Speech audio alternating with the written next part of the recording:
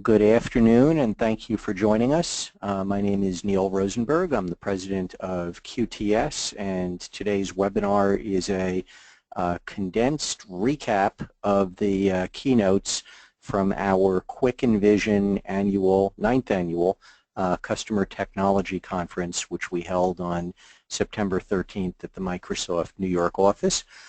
We're going to be hopefully presenting you with some thought-provoking ideas and information, give you some different perspective perhaps, and help you to think about where you want your business to be going in the next years in this world of rapidly changing technology, and perhaps in some cases how we can help you to get there. So we'll have about 60 minutes, and let's get started. We are going to be recording today's webinar, so we do have the audience muted.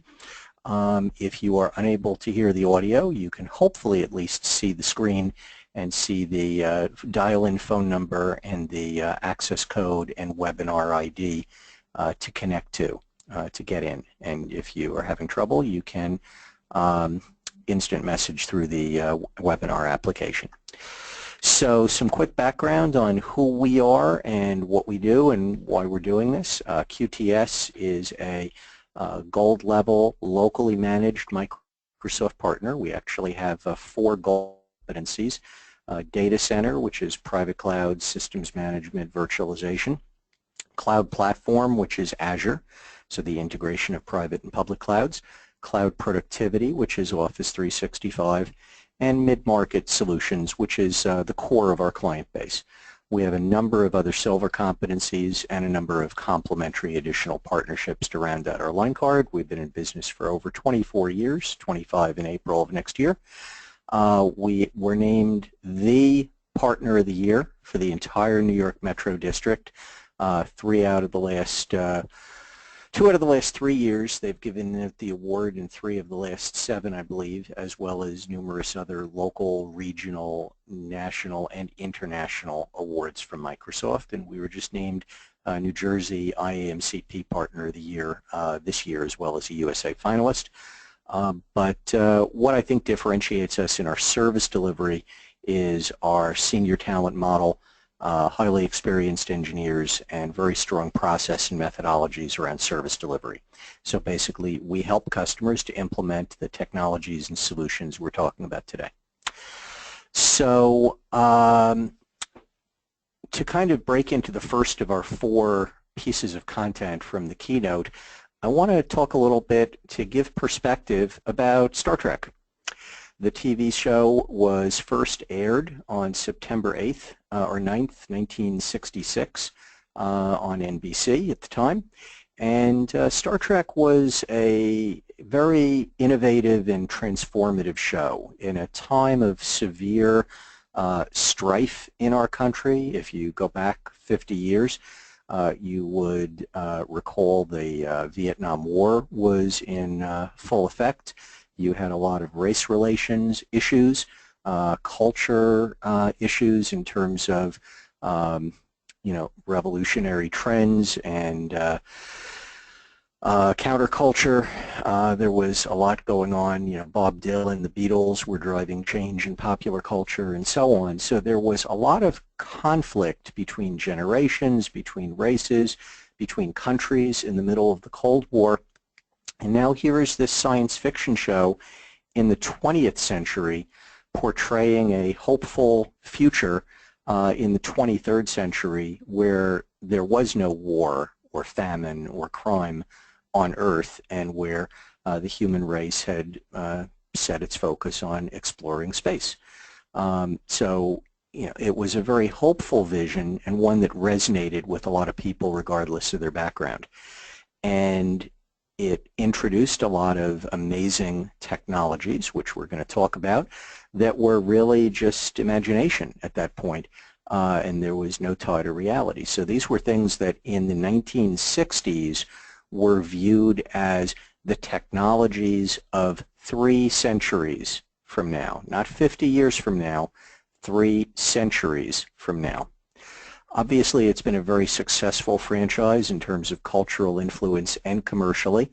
and there is, they just had a new movie this summer, very good, and there'll be another launched TV series, Star Trek Discovery, on the CBS. They're launching it actually. The first episode will be on CBS regular television, but all future episodes will be on CBS's internet network, All Access, as well as Netflix, which is another instance of how Star Trek is being transformational and breaking trends. You know, right now shows are usually either purely internet-based or purely TV-based with reruns on the internet, but this is breaking the ice of using regular television to lead people to pay for internet-based television. So Star Trek continues to do what it's been doing for 50 years. In terms of technology, there were a lot of different and interesting technologies introduced both in the original series in the late 1960s and in the follow-up series. You have things ranging from transporters, the ability for people to be transported through space. You had medical technology, the tricorder. You had the communicator, the ability to talk over a non-wired communication device. You had phaser guns and laser technology. You had holograms and a holodeck, although admittedly from the later series in the 1980s, only 20 years later, and in effect video conferencing. And so we're going to talk a little bit about each of these and where we are today.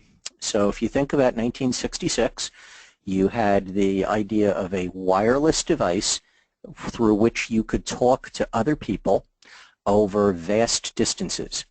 And now here we are in the 1990s, cellular communications, and the first portable telephones were introduced, technically I guess late 80s, but became more prevalent through the 90s. And in late 1999, the BlackBerry was first introduced, the ability to do voice and data in the same device. And what really broke it open was in the late 2000s, 2007 specifically, the iPhone being introduced and really revolutionizing the portable communications market. A lot of the original cell phones actually looked like the Star Trek communicator, so it's kind of fascinating looking at phone designs and seeing the cultural influence of this show in terms of, you know, creating what became our reality. And now here we are where cellular communications are in many areas even more prevalent than landlines, and we've totally transformed in 50 years from where we were to where we are now. And in many ways where we are now is not dissimilar to what was portrayed in the 23rd century. So here we are 1 century later where science fiction projected to take 3. You saw in Star Trek ship-to-ship communications on a big screen. You also, in 2001 A Space Odyssey, just another homage to science fiction here, you had video telephones, and AT&T actually created a telephone, video telephone in the, I believe, 80s, but it didn't have very high quality and the communications infrastructure wasn't there to support it. But by 1995, we had the first video conference, and you've basically seen this technology become far more broadly adopted in the late 90s and the 2000s, and then of course the internet being a great enabler of that. And now you have powerful communications technologies to go across the world with Microsoft Skype and products from other vendors as well. In Star Trek, they introduced something called the PAD, P-A-D-D. Gee, that sounds kind of like an iPad from Apple, and in fact, the idea of a device that you could write on, like a Surface, or touch and interact with through your hands, or through voice or other technology interfaces, was originated in Star Trek and has become reality in the 2010s with Microsoft Surface in June of 2012 and the Apple iPad kind of breaking the ice in April of 2010. So again, technology coming far ahead of the time frame that it was forecast for in science fiction. Yet another example is translation. In Star Trek, people can speak to other races, other languages, and do so transparently through a computer on the ship or through a portable device. Now we have, with Skype Translator, the ability through Skype to speak in one language and see the translation in another. And this is was released in 2014. So you have, and this is a real cultural enabler in terms of the ability to interact across languages. It really removes a major barrier. So I think what Star Trek portrayed is a bit more advanced in terms of languages that you don't know, but there are common underpinnings of communication. So the Universal Translator was forecast and has become a reality. And then lastly, although this one is cheating a little bit because it was from the Next Generation show in the 80s, in Star Trek The Next Generation, the holodeck was an area where alternate realities could be created, where kind of like the transporter, matter could be transformed to create any surroundings you wanted to. And that could be for training, that could be for recreation, it could be for all sorts of different things. Now here we are in 2016 with Microsoft launching the HoloLens, which is technology to augment the reality around us. So it doesn't replace, it's not virtual reality where it replaces what we see, but rather augments what we see with additional information, with additional images. So there are tremendous applications of this, which we'll talk about even later in the presentation as well. But the ability to create a piece of equipment as a design in, say, AutoCAD, but then rather than interacting with that design with a keyboard and a mouse, being able to interact with that design with touch. The ability to take a design for something complicated and possibly dangerous like a jet engine and be able to interact with that, even get inside it, removing both cost and safety constraints to be able to repair or to train. These are all very powerful ideas and in fact examples of digital transformation, which we're going to talk about. And this was all forecast by Gene Roddenberry and those who followed with him in creating a television series 50 years ago. There's still a ways to go, but not as much as one would think in terms of some of the other technologies. We have a number of other technologies that are actually coming around the corner, and we're going to talk about each of those for a moment. In Star Trek, you had what was called the tractor beam, which was a ability to, with a beam, to trap something, to push it, to pull it, using energy and light. NYU researchers are now collaborating right now to basically create the same thing today. And although right now current technology only allows us to move an object a centimeter, a piece of dust actually, which is a pretty lightweight object, the fact that it now can be done means we just have to increase scale and efficiency. And if you apply Moore's law to that, then I don't think it's too far from now before NASA will have the ability to use this for other purposes actually in space. For example, the ability to take a comet that might come close to our atmosphere or even hit our planet and divert it using a technology like this. So we're, I would say, right around the corner in terms of this happening within people's lifetimes potentially. What is closer than that is the medical tricorder. In Star Trek, the tricorder is a device that would scan a person and not only collect information but be able to diagnose and use that information in curing. CloudDX is a healthcare startup that has actually created a medical tricorder. There was a competition and grants available to the winner, and this actually uses artificial intelligence to collect information about a patient and make a diagnosis. Now, you don't necessarily want to eliminate doctors, but think about areas in the world that don't have access to skilled medicine or that have limited access to skilled medicine. Let's say even in the United States, somebody is hiking in a remote desert and gets injured.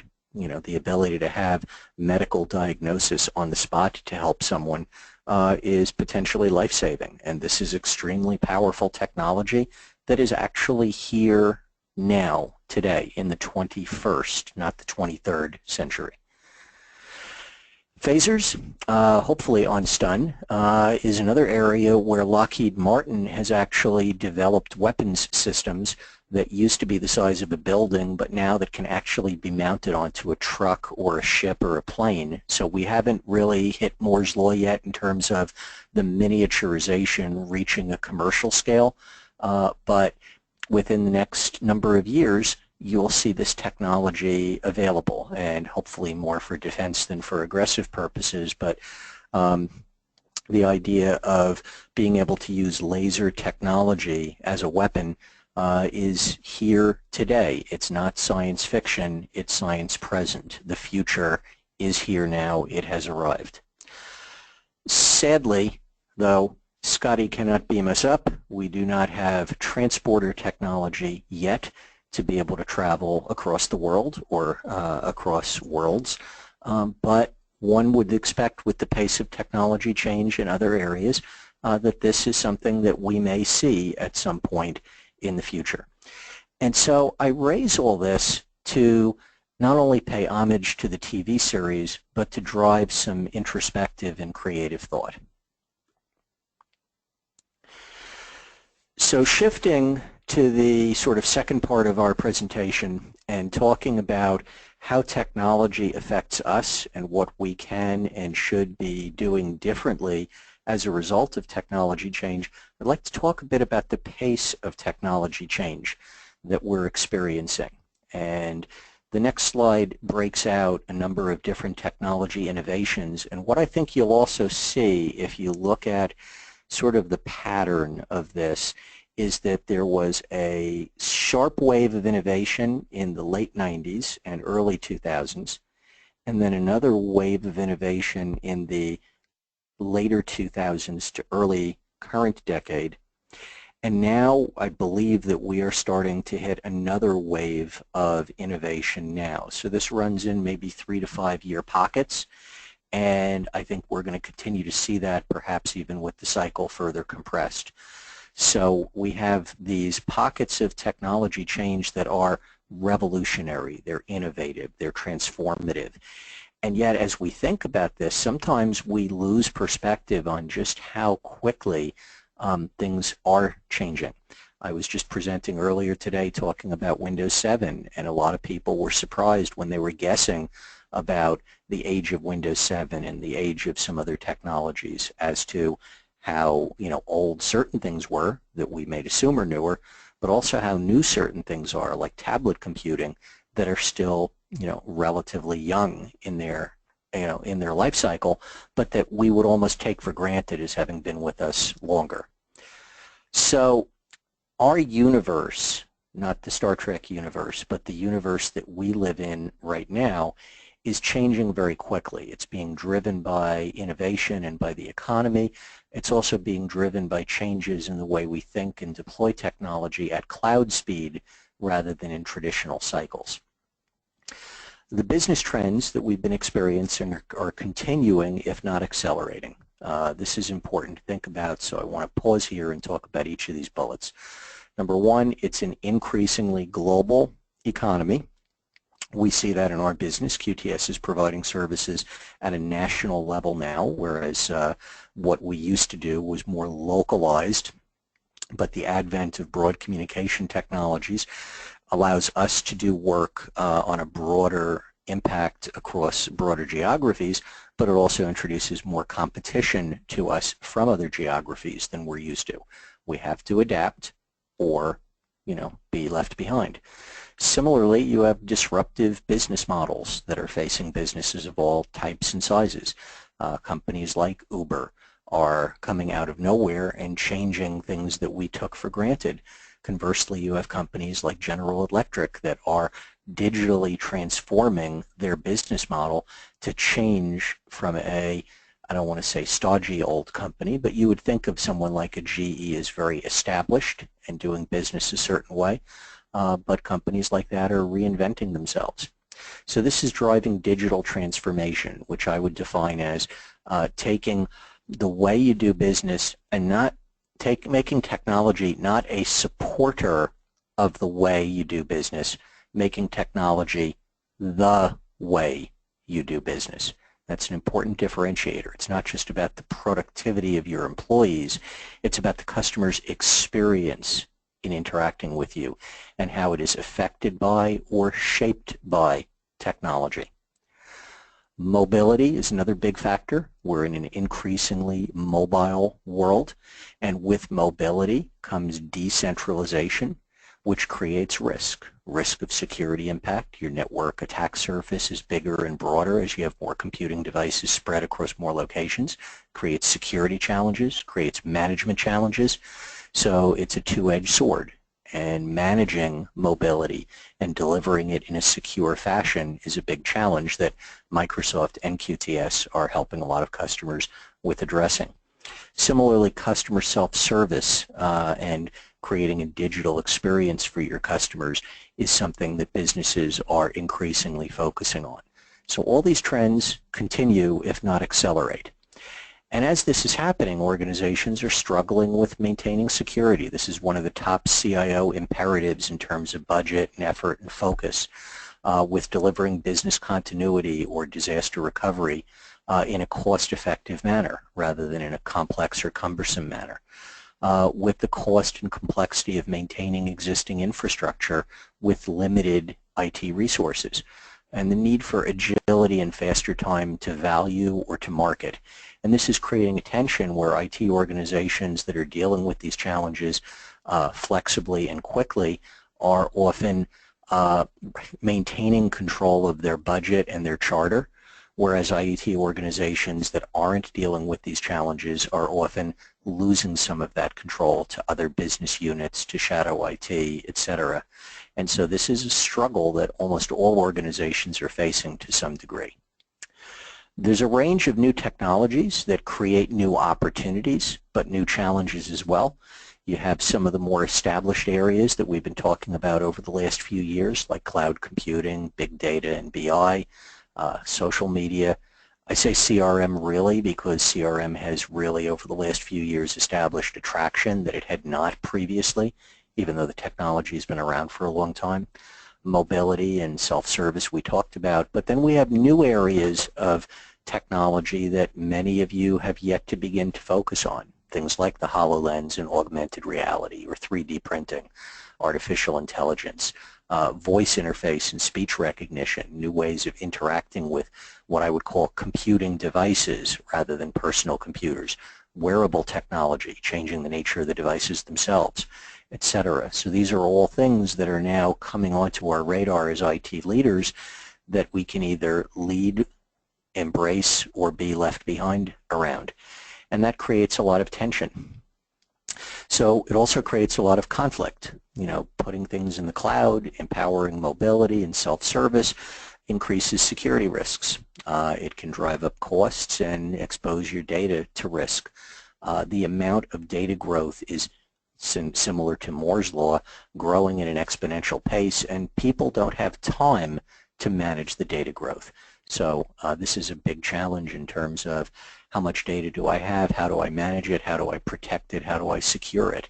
And these are all conflicts and tensions that IT organizations often face with a sometimes static budget and resource allocation. So we've got two laws here that are conflicting. One that you're probably very familiar with, Moore's law. Gordon Moore was one of the founders of Intel, and he predicted that every 18 to 24 months processing power double. So the computer chips, the CPU, the storage, essentially for the same price every 18 to 24 months you'll get twice as much, which also means twice as much to manage, maybe not twice as much physical space taken up, but Moore's law has become accepted over many, many years as a truism, as a fact, and history has proven him correct. I think history has also proven someone else correct. There's a law that you probably have not heard of unless you've attended some of our events over the last 5 to 10 years, and that's Rosenberg's law. And Rosenberg's law, I know that guy, Rosenberg's law says every 18 to 24 months the human interaction, the software interface, the user experience, complexity will simplify. This is because of the consumerization of IT. It's because of changes in generations with workforce coming in, new employees that are more technology savvy, that grew up with technology. So the ease of use, let's say, will double. With that, user expectations tend to double, and our reliance on technology doubles. And I think if you look at how this change has developed over the last few years, you'll accept that that's a given. Now, complexity doesn't go away. We have a lot of complexity in our industry. It moves. So let's take the cloud as an example. If we take our data and put it in the cloud, we haven't necessarily simplified. In fact, we may have moved the data storage to a more cost-effective platform, but then how do we manage access controls? How do we authenticate against that data source to access the data? How do we secure it? How do we manage it? And so the nature of what we're doing, the complexity isn't going away, it's shifting. That shift may be from traditional infrastructure to security and identity management technologies. The shift may be from integrating applications that used to be on 3 to 5 servers in your server room or data center, but are now spread across 3 to 5 different public or private clouds. And so as all this is occurring, one would think that IT staffing and budget would double, but I hear a resounding no to that. For most organizations, IT staff has been relatively static, and IT budgets have been relatively static. And in some cases, the budgets are shifting out of the control of IT into the business. And this is largely happening when IT isn't leading the business to technology, and it's worst when IT is perceived by the business as being a roadblock to innovation and transformation. So as I've watched this since I started talking about this many years ago, I've seen this to become a truism as well, and I firmly believe that this is the case and will continue to be the case. So how does a CIO cope with this conflict? And CIO Magazine has done a lot of studies on this and essentially come up with 3 different categories of CIOs. So as you read this as an IT leader, think about what you are and what you want to be. Because CIO study talks about strategic CIOs, the ones who are very close to the business and who are focused not on maintaining infrastructure, but on driving change in the business with technology, of supporting their C-level colleagues in the mission to transform the business.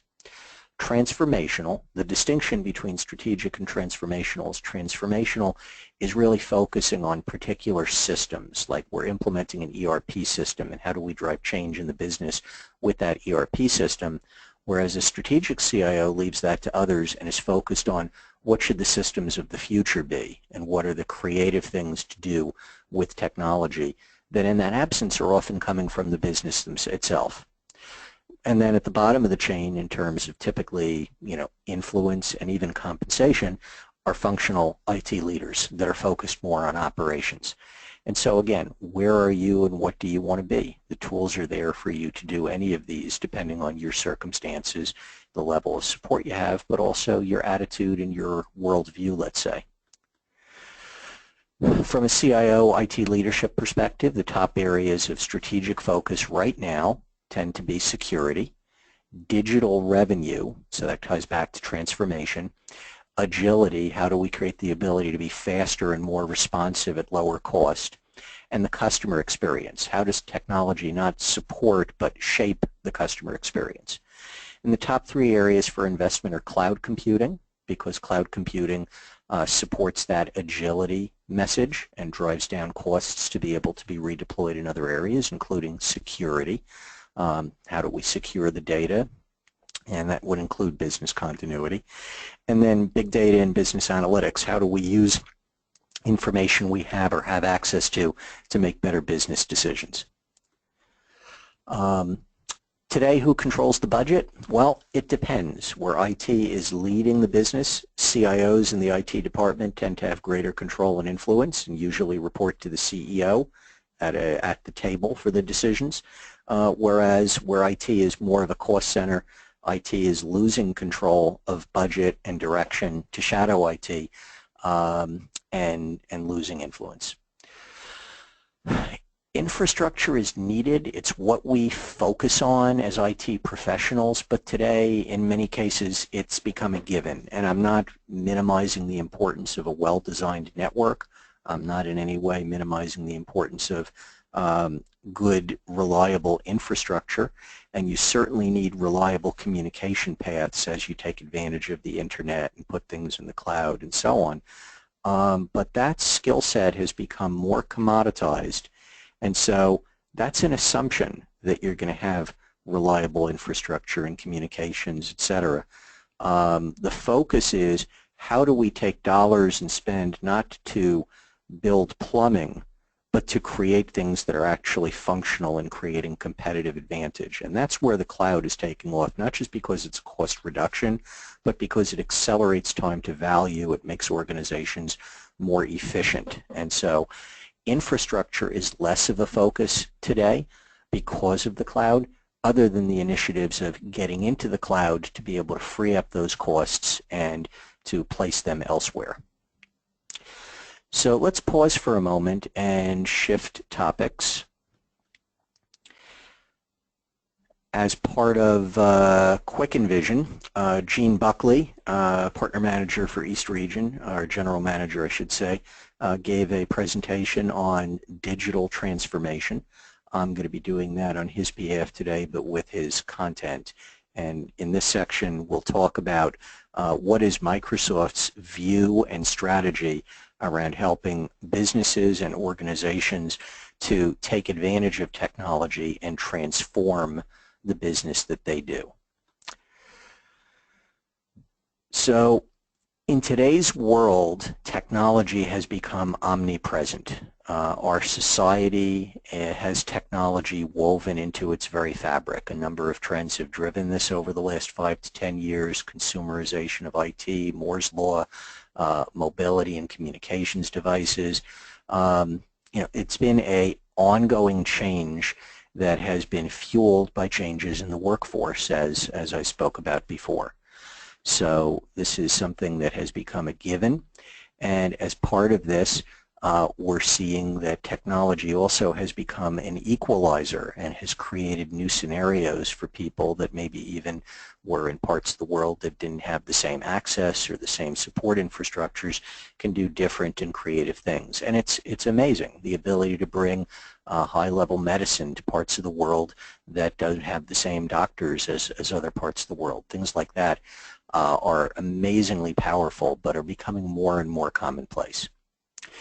Now, it's not all that often that organizations change their mission statement, because a mission is meant to be long-term and often to something that you aspire to but may never achieve.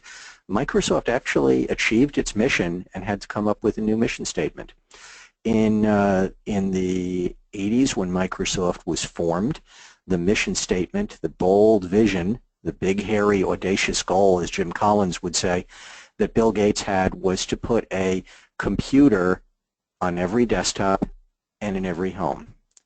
Now, I don't know that if you hold it to the every, we're quite there, but essentially we are. Technology has become ubiquitous.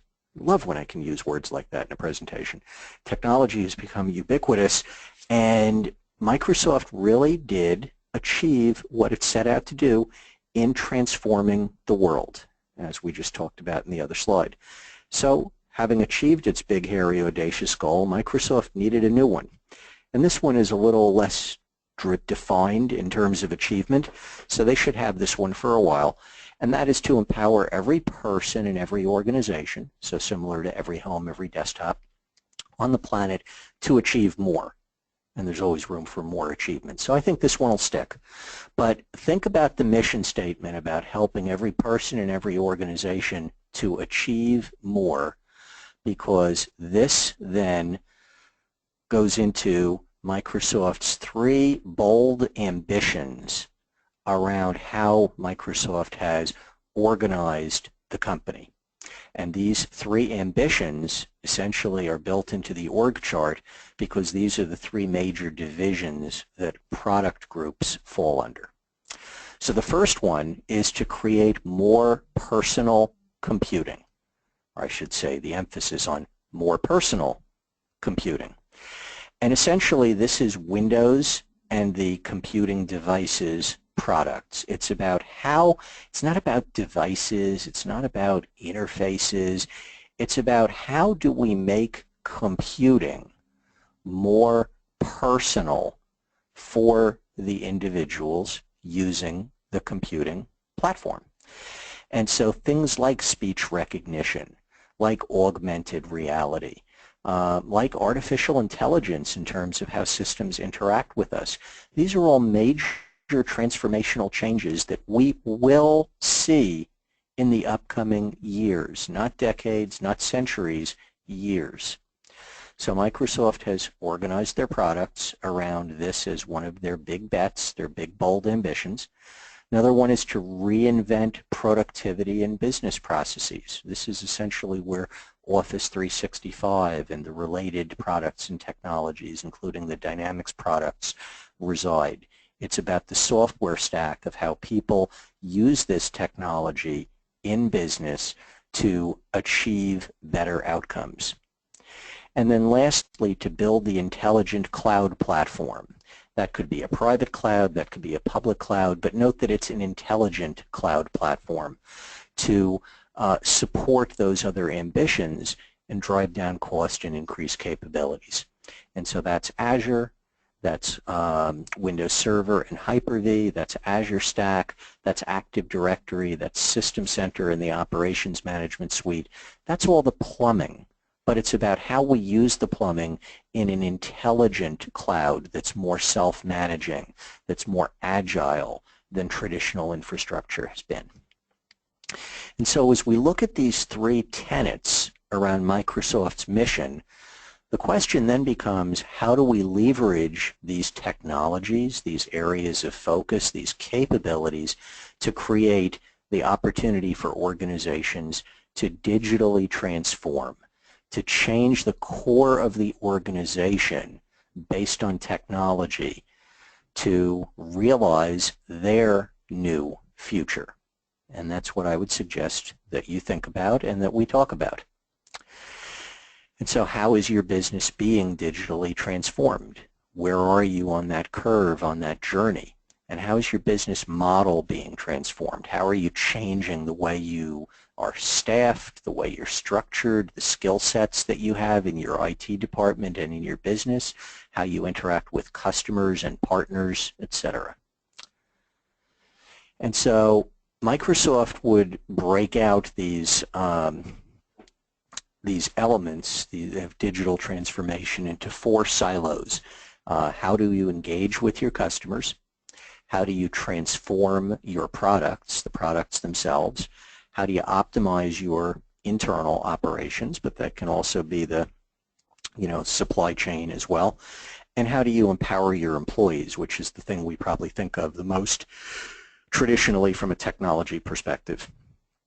And so let's take each of these individually. First, how do we engage our customers? Are we harnessing data for a complete customer view? Or how are we interacting with our data to make better business decisions or actionable insights, to see patterns and trends in data that may not otherwise be there or that we may not be looking for, which creates either new opportunities or perhaps warning signs that we're not changing fast enough.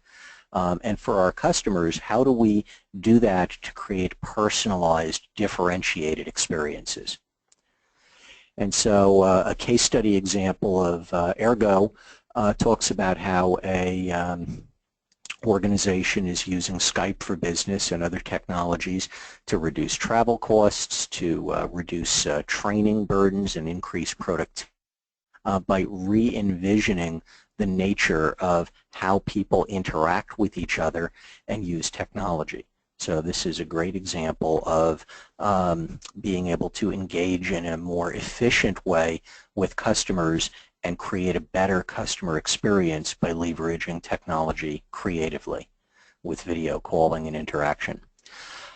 Employee empowerment, this is the most traditional method. So how do we protect our organization data and people, create a productive workspace, including mobility, and provide insights to drive faster, better business decisions.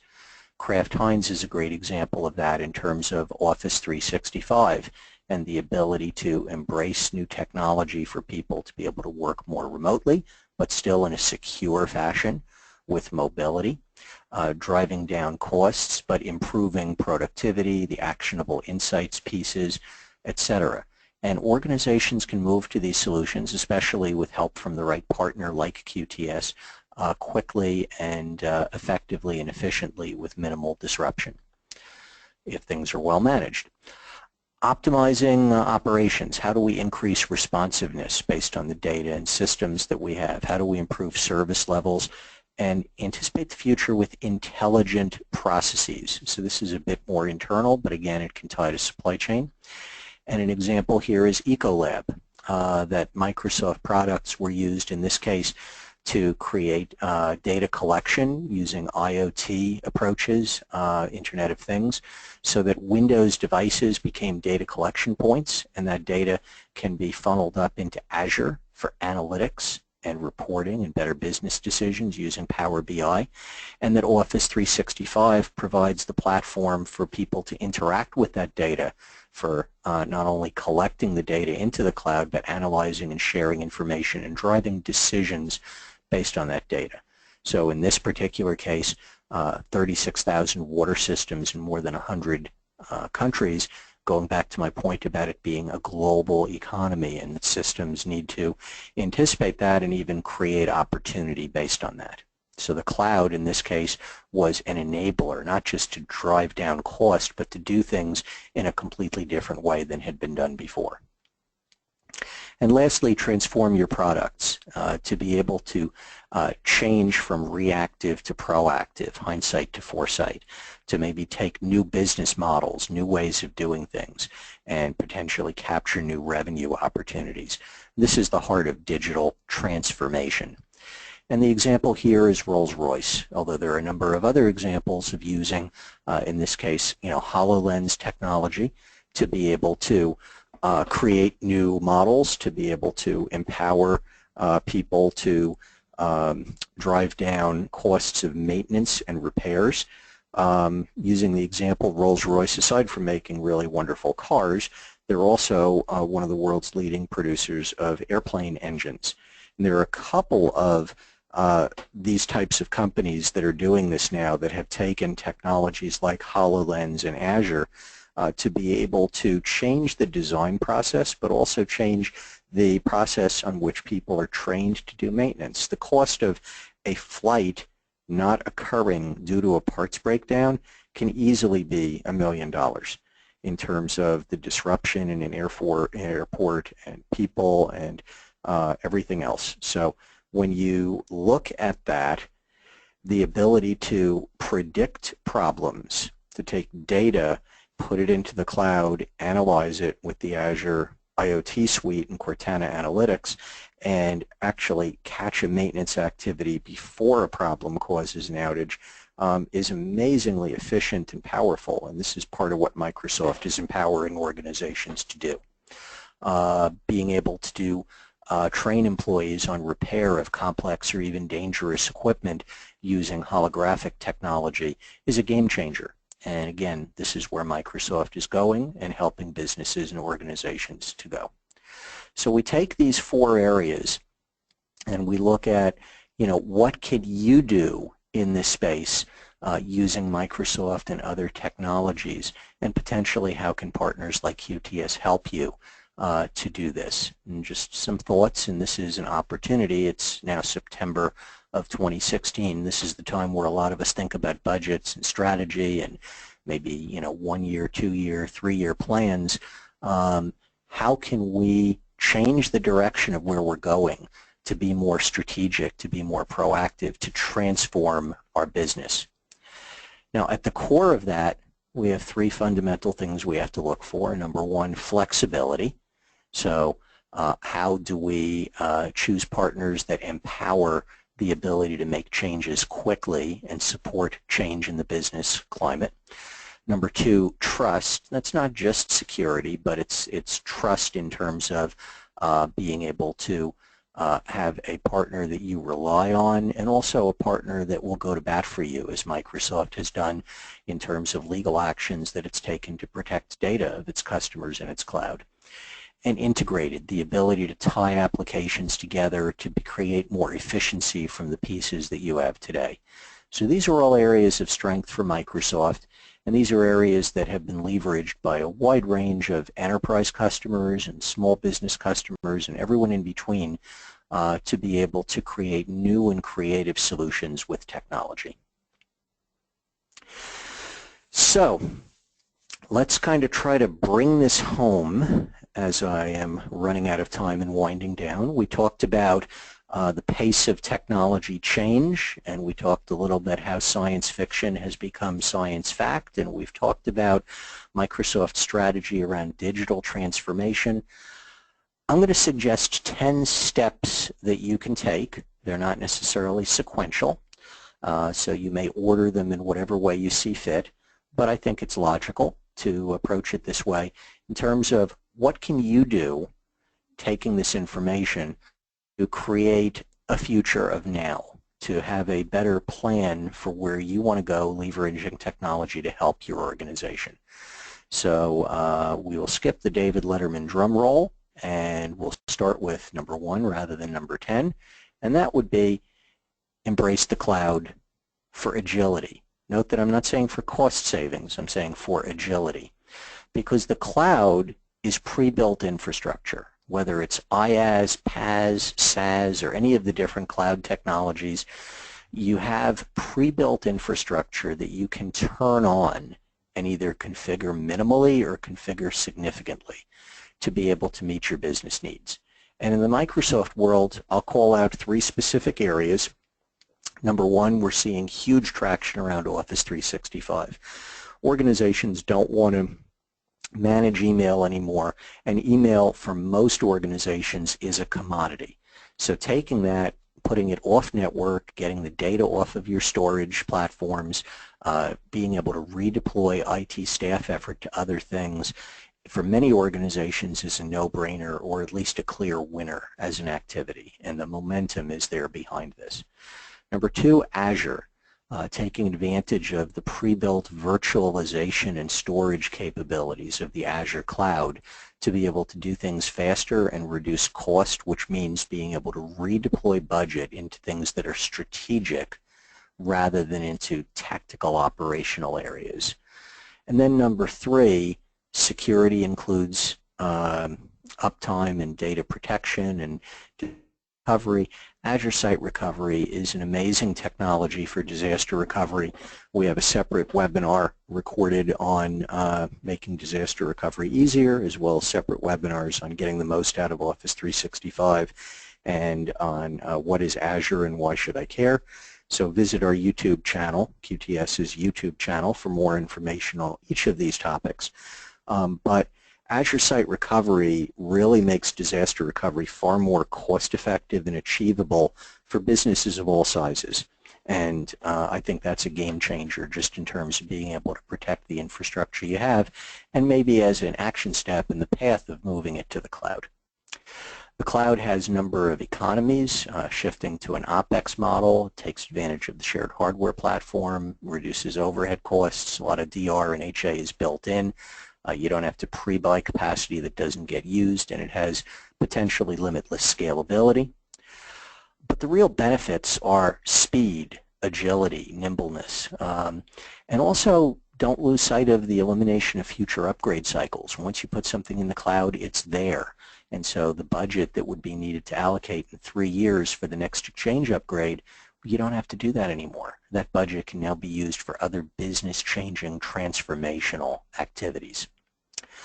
Number 2, partner strategically to smartly outsource. If you think about Rosenberg's law, earlier in the presentation, that every 18 months technology complexity and user reliance and so on doubles, but the IT budgets stay the same.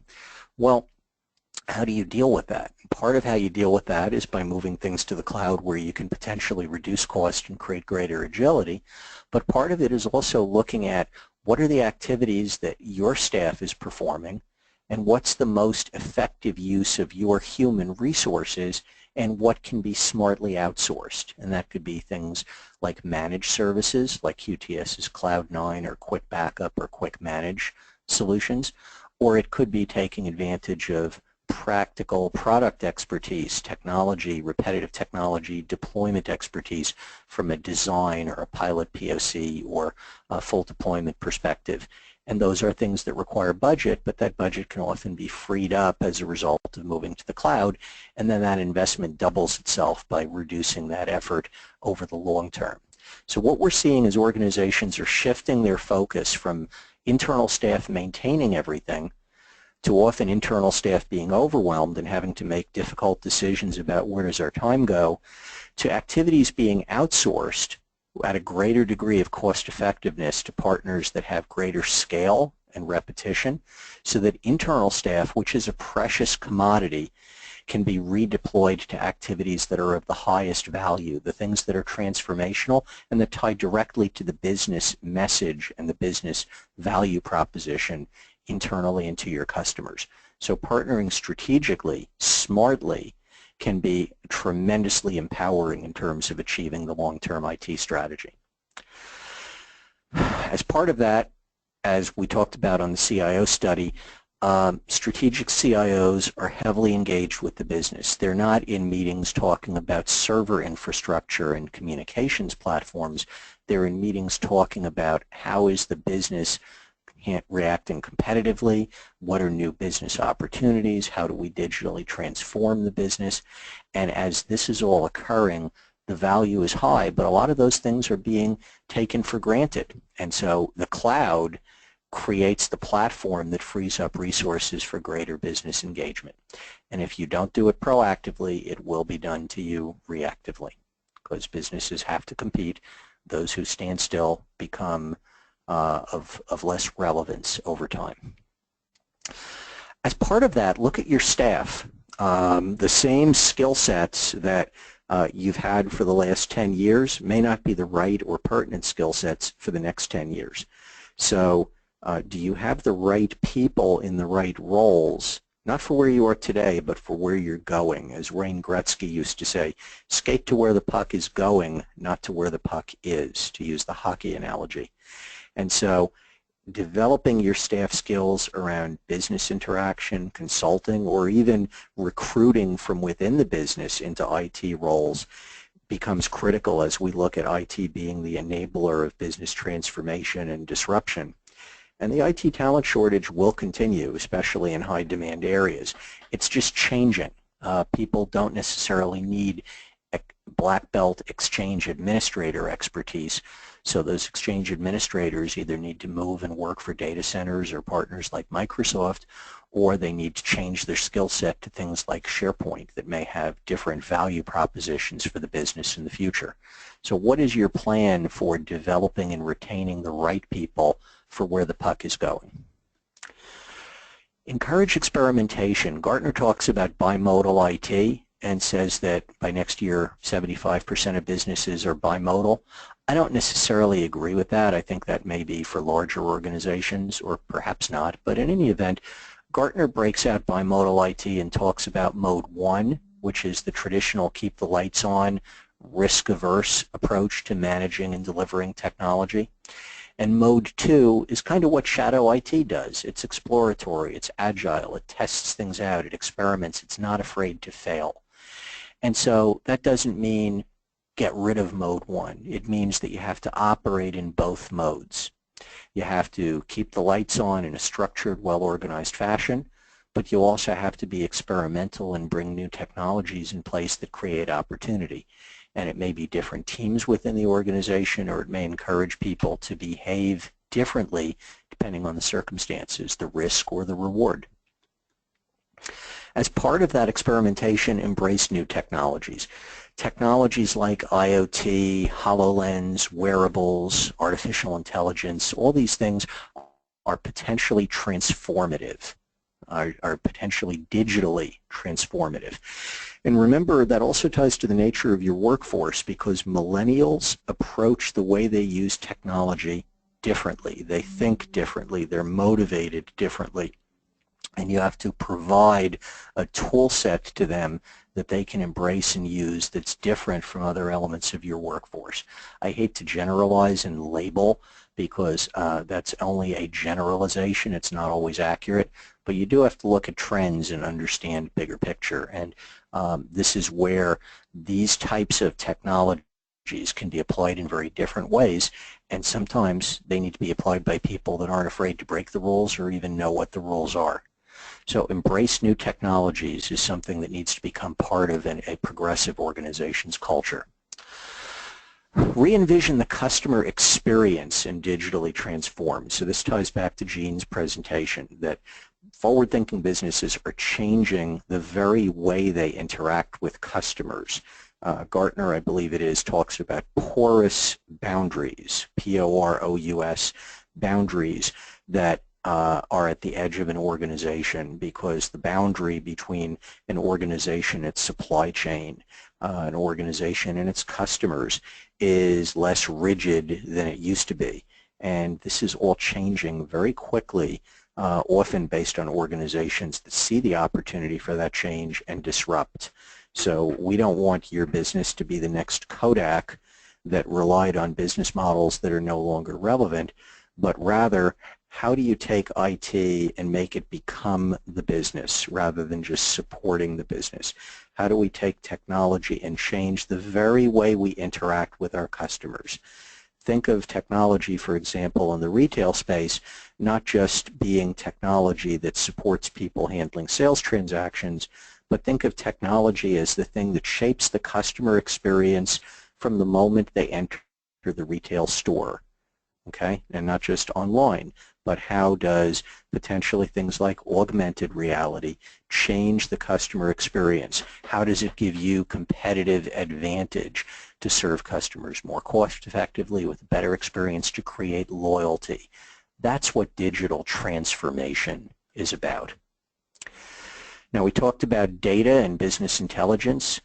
Take advantage of big data and business analytics. It's a top priority. On the lower end, Power BI, and we do quick start package service engagements that start at 1, 2, 3 days to enable this technology and turn on dashboards based on data in your systems to help people immediately start to make better business decisions. At the low end, there's a lot of low-hanging fruit and an opportunity to have a real impact on your business with these technologies. At the higher end, there's very powerful and complex tools, even with Cortana Analytics Suite, the ability to have artificial intelligence help with predictions and shaping data to make decisions that human beings would struggle with. So very powerful things that can be done, very high impact things can be done, in some cases for fairly nominal cost. Number 9, start your move to Windows 10, playing off of the Start button. Remember that Windows 7 was released in 2009. So those of you that are running Windows 7, you are using now a 7-year-old platform as of September 2016 to empower your employees and also to protect your data. Windows 10 was built for today. It was built for the security threats of today.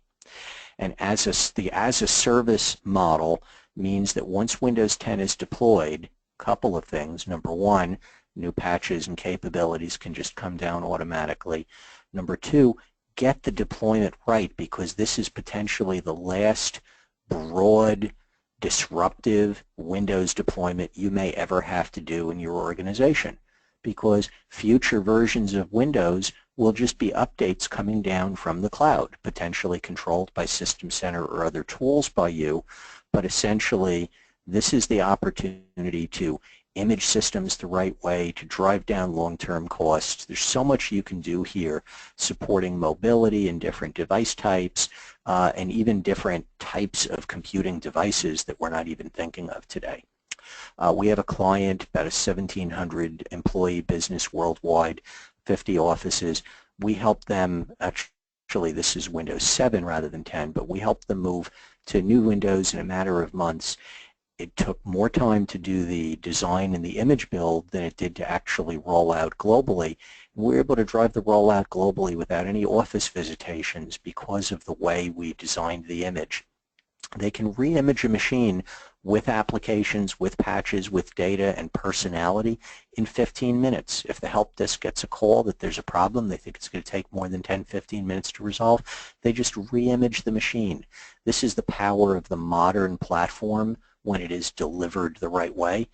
And if you think about the Internet of Things, we're now moving into an era where we're not just managing personal computers, we're managing computing devices that could be 3 or 5 or 10 times the volume of devices we're managing today. And so we have to have an approach that scales but that is securable and manageable. And then lastly, this is top priority, secure your business. You know, when you increase your digital footprint, you increase your attack surface, the digital exposure. Security is a top priority. It's a high and growing percentage of budget, and security is all over the news. You can't get away from it. It is a top board level topic for most organizations. Mobility can compromise security, but mobility can also be done right, where it's managed and secure. And that's what Microsoft's Enterprise Mobility and Security Suite allows organizations to do. And we're doing a lot of work with customers with EMS to be able to drive that secure managed mobility. It's obviously a broader topic than that, but this is a top area of focus, and this is going to be ongoing because the technology is always changing. So building off of this, where do we go from here? Number one, there's a number of key technologies we've talked about, and not all of them are equal priority to all of you, but the current generation of technology, if deployed properly and with the right approach and strategy, can be transformative. So look at these topics and say, what's the roadmap and what Microsoft platforms and technologies are most important to me based on the objectives we want to occur. Calls to action. We're happy to meet with you and talk about strategy and direction. Hopefully we've caused a lot of thought-provoking analysis to be occurring here, and that's great if we have. Now, how do we make it an actionable plan in doable pieces? One of the things we can do as we identify initiatives is identify planning engagements that if you're an enterprise agreement customer, you have vouchers from Microsoft that can be used toward our quick design planning services workshops. You may also have training vouchers that can be used for end user or IT training. We have a number of package service engagements for production pilot and POC engagements. We call them quick starts, or we can do the whole life cycle methodology and deploy new technologies following our quick deploy processes. And around the smart outsourcing, we offer support and proactive managed services, including backup, disaster recovery, and managed cloud services under our Cloud9 brand. So there's a lot of different areas where, depending on your priorities and objectives, we can help you. We do a lot of educational content like this. I managed our YouTube channel. If you follow our YouTube channel, you'll get notification as we post new videos and recordings and webinars.